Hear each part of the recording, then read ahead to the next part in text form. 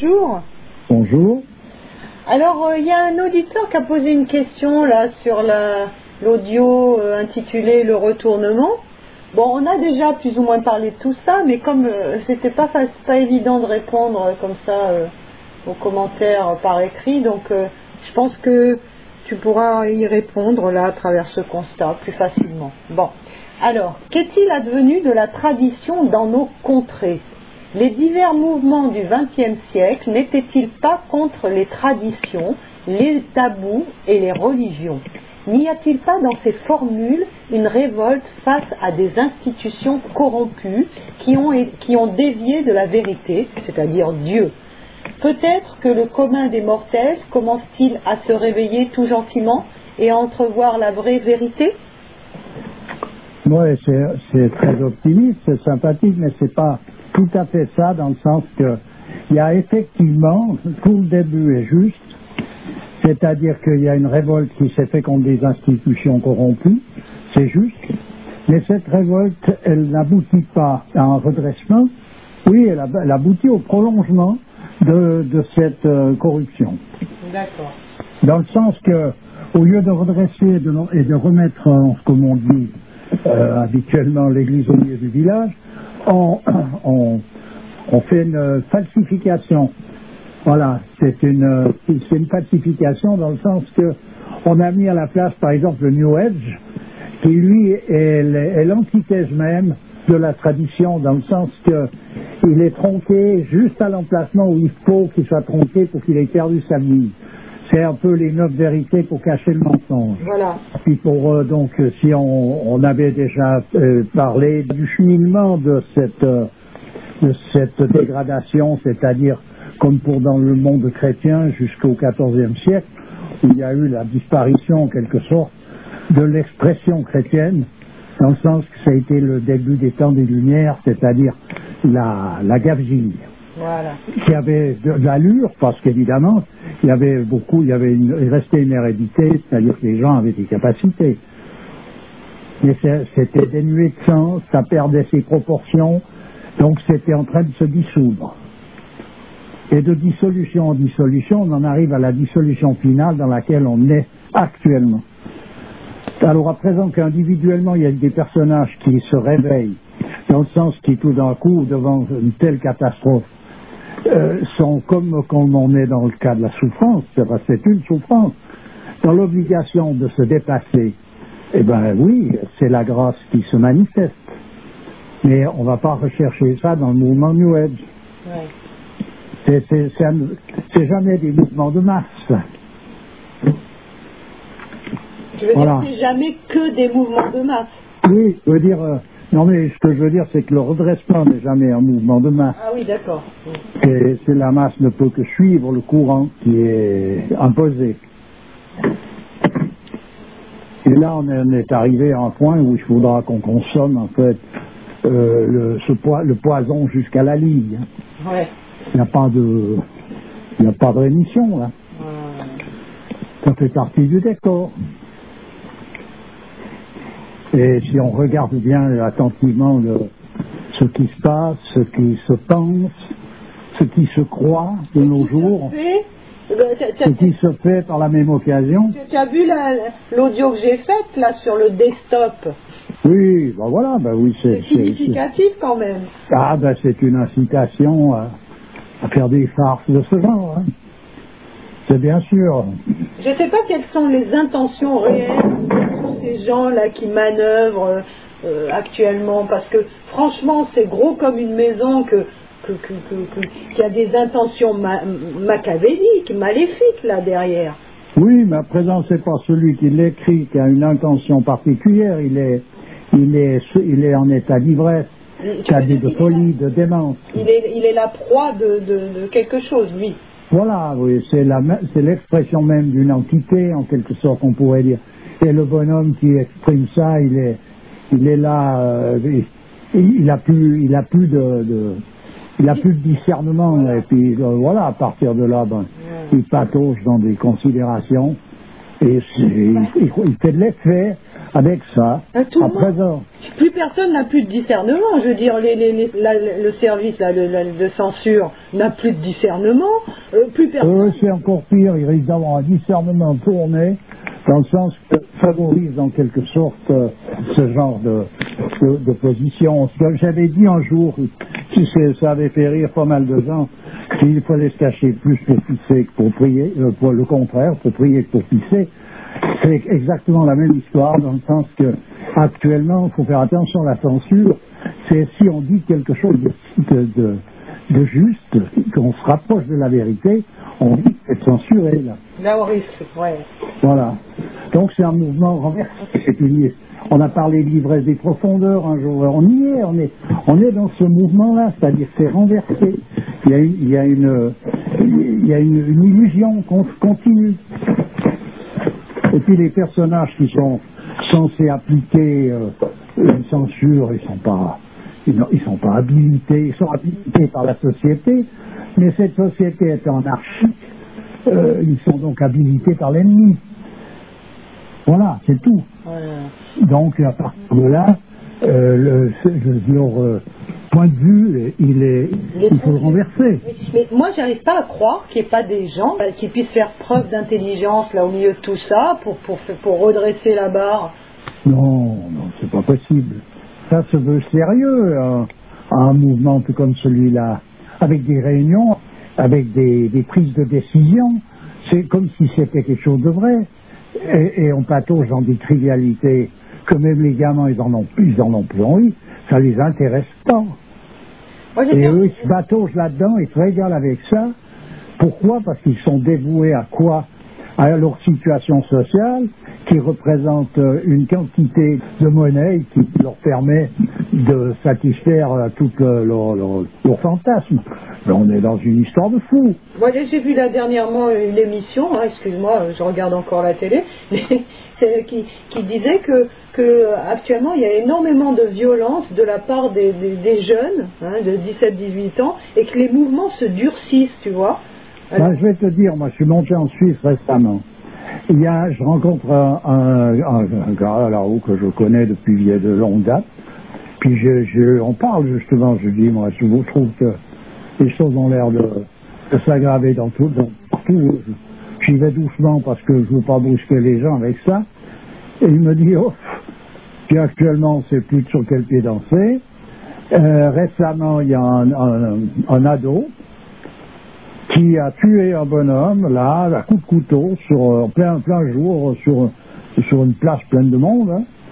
Et puis ce qu'il a dit quand on l'a arrêté et puis qu'on l'a interrogé, tout simplement, c'est qu'ils ont croisé le regard, et le type a posé le regard, il n'a pas baissé les yeux. Alors ce bonhomme, cet adulte, n'a pas baissé les yeux devant cet ado, donc lui, il estime qu'il lui a manqué de respect. À partir de là, il l'a tué à coups de couteau. Oh là là. Alors, ce que je remarque actuellement dans la jeunesse, quand même, on déborde peut-être un peu là, mais bon, c'est que la jeunesse actuelle est très complexée, tu vois. Il parle que de respect, là tu m'as manqué de respect, etc. Je ne sais d'où ça vient, ça. Ça vient du subliminal, disons. Tu leur dis bonjour, ils te répondent quoi, qu'est-ce que t'as toi? Tu vois, comme si tu les avais agressés. Oui, mais ils sont enfumés par tout le mouvement qui est actuel. Et si on veut élaborer ça, il nous faudra du temps parce qu'on rentre dans le quantique de nouveau, dans les champs vibratoires qui sont actuellement faits de manière à amener la jeunesse dans cette position-là. Il y a des personnages qui travaillent jour et nuit après ça, qui ont les moyens, les outils, tout ce qu'il faut. Et c'est sûr que les films qu'ils regardent, les musiques qu'ils écoutent... Tous les musiques, tout, il n'y a rien qui passe à côté. Ouais. L'intérêt qu'on met sur quelque chose ou sur les personnages, l'attrait qu'on apporte qu'on a sur les différentes choses, qu'est-ce qui nous attire? Qu'est-ce qui attire l'homme, par exemple, quand il rencontre une femme? Qu'est-ce qui attire la femme quand elle rencontre un bonhomme? Ensuite de ça, qu'est-ce qui attire dans le domaine vestimentaire? Dans tout. Tout est axé de manière à faire disparaître l'homme au profit d'une espèce d'entité, c'est-à-dire de... Vous voyez, c'est ça en quelque sorte le satanisme. Tout à fait. Sur le plan de la manifestation, c'est ça. Donc on peut dire que la disparition de la tradition, c'est une conséquence directe et normale de tout ça, quoi. Non, c'est tout ça qui est la conséquence de la disparition de la tradition. Il faut mettre les choses dans l'ordre où elles vont. C'est parce que il a fallu un début à la mutinerie. C'est comme sur un navire quand il y a une mutinerie. La mutinerie, c'est que les bons hommes s'emparent du capitaine et si elle a parce qu'il a perdu un peu la boussole, et puis à la place, ils mettent un guignol qui lui n'en a point de boussole. Ouais. Puis de fil en aiguille, les choses arrivent que le bateau continue d'avancer dans la direction où il allait, et il était déjà donc dans une déviance. Après, même s'il reste au droit, de toute façon, il atterrira dans les rochers, et s'il tourne un peu plus, de toute façon, il n'a plus de boussole. Ouais. Donc c'est clair, et après on tergiverse pour savoir qui c'est qui va commander ou qui c'est qui va obéir, mais en réalité, comme il n'y a plus de boussole, on peut mettre qui on veut à la place de qui que ce soit, de toute façon on va dans le mur. Ouais, c'est sûr. Voilà comment se passe le jeu, mais on le voit, quoi. Il n'y a plus besoin de parler ça actuellement. En même temps, moi, je sais, quand j'en parlais il y a 20-30 ans, on me regardait comme une poule qui avait trouvé un couteau, c'est-à-dire que ça paraissait, je dis, qu'est-ce qu'il dit, celui-là? À présent, moins, parce que les gens sont plongés, plantés dedans jusqu'au cou. Eh oui. Mais ça n'empêche pas que de là avoir clair, c'est encore une histoire. Hein. Alors, tu peux répondre donc à cette phrase. N'y a-t-il pas dans ces formules une révolte face à des institutions corrompues qui ont... Oui, il y a eu ça, bien sûr. Qui ont dévié de la vérité, c'est-à-dire Dieu, quoi. Il y a eu ça à un certain moment, mais actuellement, on a, que je vous ai déjà dit moult fois, donc jeter le bébé l'eau du vin, ce qui veut dire que la révolte, elle se fait plus contre les autorités, contre ce qui est corrompu, mais ce qui était resté pur. Dis-moi, c'est toujours le même bébé? Écoute, il a grandi, mais ça fait rien, il prend toujours son vin, disons. Voilà un peu ce qui se produit. Alors, c'est catastrophique, donc on peut tourner ça dans tous les sens qu'on veut, on est dans une catastrophe, là. Ouais. Et qui a suivi un parcours, tu vois, on peut voir les traces. Pour ça, quand je parle à un moment donné du Moyen-Âge, c'est parce qu'il y a des traces bien précises qui sont laissées là pour montrer le souvenir de ce qui est pour celui qui peut lire, et en même temps, il y a les traces des différentes attaques qui sont faites à tout ça de manière à y détruire. Et ces traces se remarquent fort bien dans l'absence, par exemple, de règles au niveau des formes dans l'architecture. Quand cet auditeur dit « peut-être que le commun des mortels commence-t-il à se réveiller tout gentiment et à entrevoir la vraie vérité », je le trouve bien optimiste. Oui, et ça peut se produire, je te dis bien, individuellement, comme j'ai dit tout à l'heure. Pourquoi? Parce que devant la souffrance que représente une vie qui n'a plus de sens, un personnage peut se dépasser de ce fait-là pour trouver une solution, de manière à accepter de vivre encore. Mais tu veux dire une conscience collective, nada, quoi. Non, ça... moi, disons que nada, ça ne fera pas sur toute la ligne, dans le sens que Dieu a dans les mains tous les miracles possibles, mais je veux dire, c'est pas humainement possible. Voilà. C'est un délire que de croire que l'homme peut redresser une situation qu'il n'a pas en main. Il n'a rien en main. Voilà. Non, mais je veux dire, donc, collectivement, il n'y a pas un moyen, là, de redresser les choses? Non. Non. Non, le seul moyen, c'est que grâce aux hommes de prière, Dieu pourrait entendre cette voix et accomplir un miracle. Bien sûr, tout ça rentre dans le cadre non seulement des possibilités, mais des seules possibilités réelles. Ouais. Rien ne peut se faire sans la grâce. Oui, bien sûr. Voilà, donc même celui qui est individuellement se trouve poussé par une douleur profonde, c'est une manifestation de la grâce. La douleur oblige celui qui souffre à se dépasser parce qu'il n'a pas de solution de pouvoir rester dans cette position qui représente à quelque part une sorte de déséquilibre. Et le déséquilibre n'est pas possible dans le sens que la nature des choses fait qu'on ne peut pas rester dans un déséquilibre. Il faut trouver une solution. Eh bien, espérons que la souffrance de l'humanité fasse que un jour celle-ci trouve un petit peu son salut. Ben, certainement qu'il se passera des choses miraculeuses, hein, bien sûr. Ben, Et j'entends compter sur le raisonnement que l'homme raisonnable qui tout d'un coup s'aperçoit puis il dit on va faire autrement. Ça, c'est exclu, tout ça. En tout cas, c'est pas pour aujourd'hui ni pour demain. Faut voir sur un très très très très long terme. C'est-à-dire même sur un long terme, c'est exclu dans le sens que s'il n'y a pas une intervention divine, il ne peut pas y avoir une modification de position de la part de l'homme. Ah ben alors si c'est une intervention divine, ça peut être donc dans une seconde aussi. Ah mais bien sûr. Oh ben bien alors, sûr. un peu d'espoir. Ah mais il n'y a aucune raison de désespérer, mais il ne faut pas espérer en des choses qui n'ont pas de sens, pas de raison d'être. Ça ne sert à rien de sombrer dans l'absurde sous prétexte d'optimisme. Bon ben écoute, je te remercie. Ouais, c'est toujours avec plaisir. Et à bientôt. Bonjour. Ceci est un produit très très très très dangereux. Alors, la première cause de mortalité chez les enfants est due aux accidents domestiques. On nous dit, seule la pédagogie et la surveillance peuvent limiter les accidents domestiques.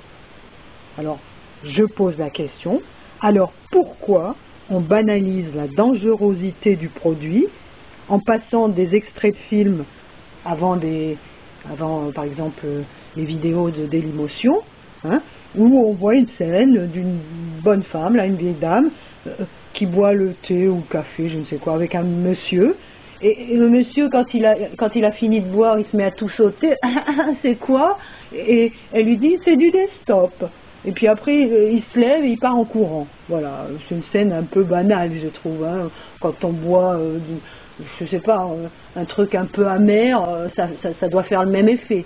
Alors, je tiens à signaler que si ça avait été vraiment du desktop, le mec, il n'aurait même pas posé la question après, quoi. Il se serait tordu de douleur et puis il serait mort là suite à des brûlures super graves, donc de l'œsophage et de tout le système digestif, etc. Donc, on veut nous banaliser un truc qui est vachement grave, quoi. Alors après, ça peut donner des idées aux gamins. Tiens, ben, je vais faire une blague à mon copain, je vais mettre du desktop. J'ai vu ça dans le film, Le Vilain, là, d'Albert Dupontel. C'est grave quand même. Alors je pose la question, où est passée la censure? Le CSA et compagnie, ils sont où là? Parce que là, c'est vachement important. En tant qu'adulte, on a une super responsabilité. Voilà. Donc, voilà, moi je pose cette question toute simple.